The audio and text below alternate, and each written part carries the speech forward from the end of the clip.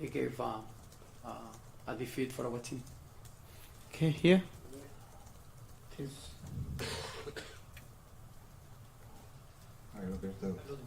Two questions. مرحبا First روبرتو. question, سؤالين. what happened with السؤال the free الأول، kick? ما الذي حصل بالركلة الحرة؟ هل هذا في الشوط الأول وكذلك في الشوط الثاني مرتين؟ إذا كان الهدف بركلة حرة من قبل المغرب، هل يمكن أن تخبرنا ما الذي حصل في التبديل بهازار وأدانا كذلك؟ هل يمكن أن تشرح هذا؟ نعم، الركلات الحرة طبعا هي الأصعب، ونحن نعتمد كثيرا عليها ونعتمد أن ترتد الكرة في الكرة الحرة، وحتى يجب أن نكون محظوظين أن الكرة الحرة غير جيدة ودقيقة، ولكن الركلة الحرة كانت دقيقة للغاية مباشرة، وفي الهدفين الركلتين كانتا فعلة مباشرتين،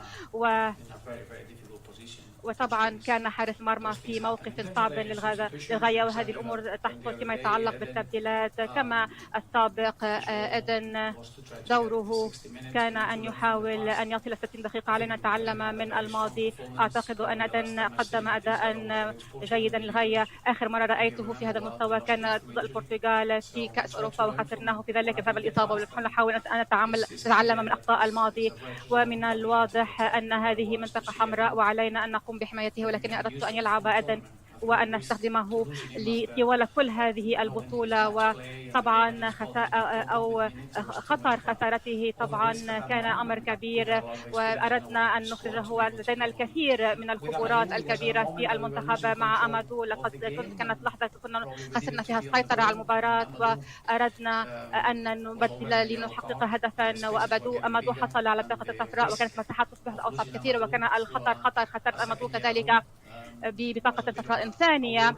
كان أمرا مخيفا، وأمادو يملك أداء رائعا للغاية، وكانت فرصة جيدة لكي نقوم بإدخال طبعا لاعب خبير آخر وأن نحاول السيطرة على اللعب. السيد تفضل. مرحبا روبرتو. أوسكار بايا.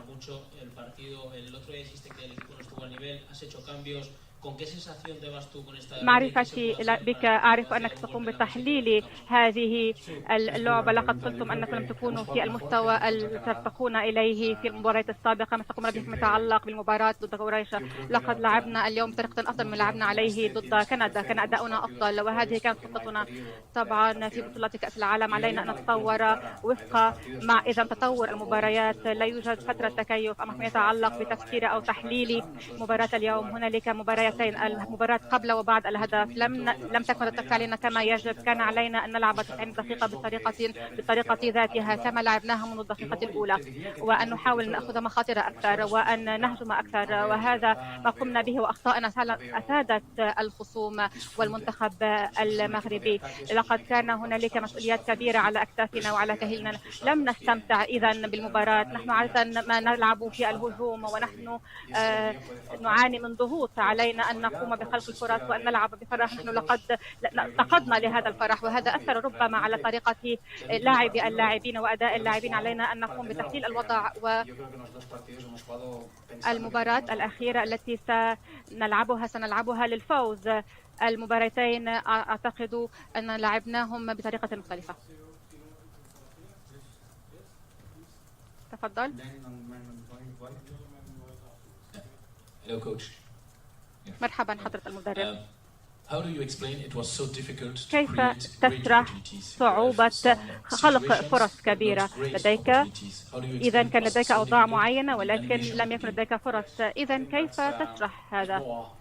أعتقد الأمر يتعلق بذهنية معينة. لا أعتقد أن هناك طبعا أمر فني أو جودة اللاعبين كذلك. لقد إذا لعبنا بطريقة أفضل اليوم أكثر من مباراة ضد كندا، وكنا في مواقع أفضل التمرير، لكن التمريرات كانت مفقودة، لم تكن هنالك. إذا هذه الروابط بين اللاعبين كانت طبعا غير موجودة. إذا في الربع طبعا الأخير بالأحرى إذا كنا نلعب ونحن نخاف من الخسارة، وهذا أمر صعب خلال الأعوام الستة الماضية. لقد كنا فريقا دائما كنا نجد فرصا للتسديد، كنا بتسديد الأهداف تقريبا في 50 طبعا مباراة متتالية ما عدا مباراة ضد هولندا، والآن لم نتمكن من تسديد الأهداف، وهذا يقع على عاتق طبعا اللاعبين يلعبون بشكل جدي خارج وداخل الملعب. علينا أن نعلمهم أن نعدهم للمباراة التالية وأن نجعلهم يشعرون بالفرح أكثر ويستمتعوا باللعبة، والآن لم يعد نخسره، وبالتالي علينا أن نفوز ضد كرواتيا لكي نتأهل ونبقى في هذه البطولة، وهذه تكون انطلاقة جديدة. كما تعرفون نملك المواهب والجودة موجودة كذلك طبعا فيما يتعلق بتسديد الأهداف، وهذا أهم نقطة قوة لفريقنا. روبرتو إذا قبل مباراة دي بروين قال أن الفريق يملك الكثير من اللاعبين المسنين لن يتمكنوا من الفوز بالبطولة. هل هذه التعليقات أثرت على الأداء وأثرت على اللاعبين؟ هذه أول مرة أسمع فيها هذه التعليقات. يمكن أن تتخيل أن لم أحد يعرف أن دي بروين قام بهذه التعليقات.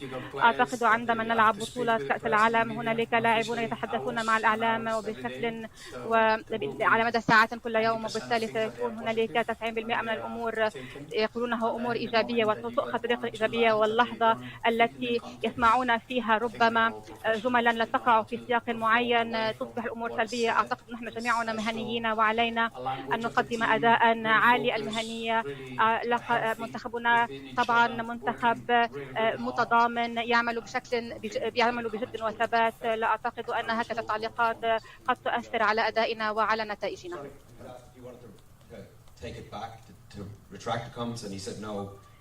إذا سئل هل تسحب التعليقات؟ قال كلا. قال أن فرص بلجيكا لربح أو للفوز بالبطولة كانت عام 2019.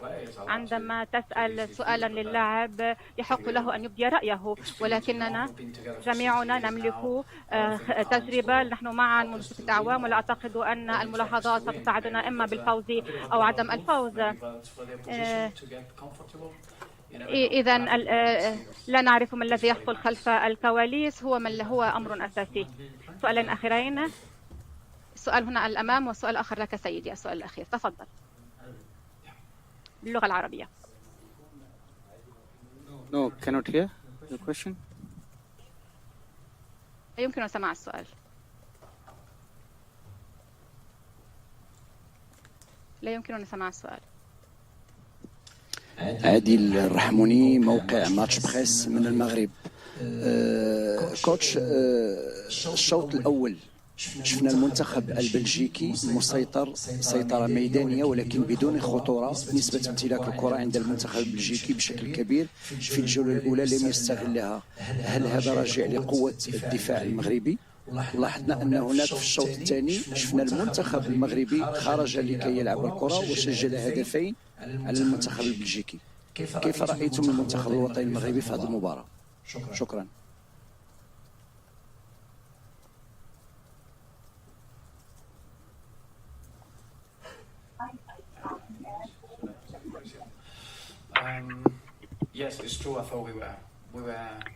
نعم صحيح، كنا أقوياء في الشوط الأول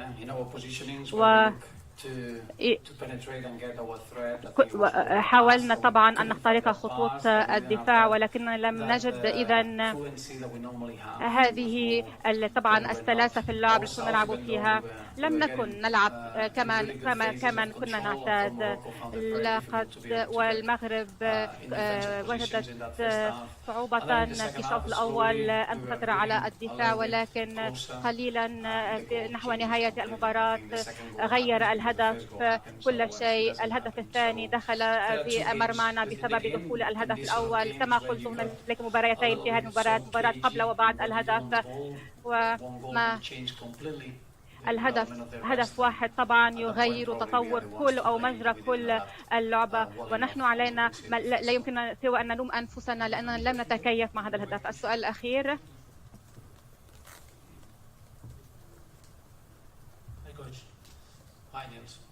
مرحبا نيلز، هل يمكن أن تشرح لنا لما لم نرى حتى الآن أفضل أداء لكيفن دي بروين؟ لم نرى حتى الآن أفضل أداء للمنتخب البلجيكي.